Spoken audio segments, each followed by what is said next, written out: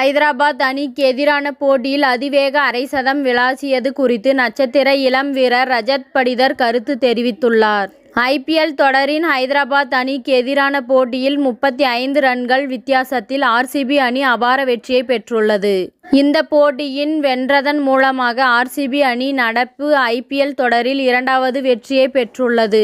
தொடர்ச்சியாக 6 போட்டிகளில் ஆர்சிபி அணி தோல்வியை சந்தித்து வந்த நிலையில் ஹைதராபாத் அணியை வீழ்த்தி அசத்தி இருக்கின்றது.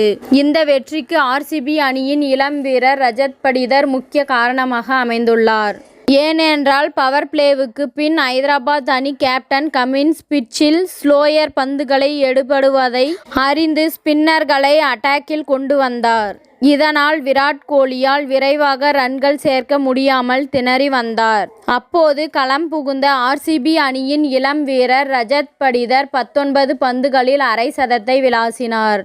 குறிப்பாக ஹைதராபாத் அணியின் முதன்மை ஸ்பின்னரான மார்க்கண்டே வீசிய 11வது ஓவரில் தொடர்ச்சியாக 4 சிக்சர்களை விளாசி அசத்தினார். ஸ்பின்னர்களுக்கு எதிராக எந்த பயமும் அச்சமும் இல்லாமல் ரஜத் படிதர் விளையாடியதன் காரணமாக ஆர்சிபி அணி 206 ரன்களை குவிக்க முடிந்தது. இதனால் ஆட்டநாயகன் விருதை ரஜத் படிதர் பெற்றார். இதன் பின் ரஜத் படிதர் பேசுகையில், என்னால் எந்த விஷயங்களையும் கட்டுப்படுத்த முடியுமோ அவை பற்றி மட்டுமே சிந்திக்கிறேன். நான் என் வீட்டிற்கு சென்றால் வீட்டில் சந்திக்கும் ஒவ்வொரு பிரச்சனைகளையும் சரி செய்ய முயல்வேன்.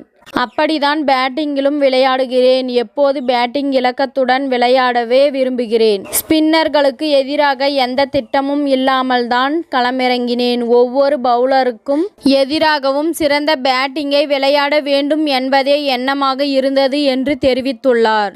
இங்கிலாந்து அணிக்கு எதிரான டெஸ்ட் தொடரில் படிதர் மோசமான ஃபார்மில் இருந்த நிலையில் தற்போது மீண்டும் பேட்டிங் ஃபார்முக்கு திரும்பியுள்ளது ரசிகர்களுக்கிடையே பாராட்டுகளை பெற்று வருகின்றார்.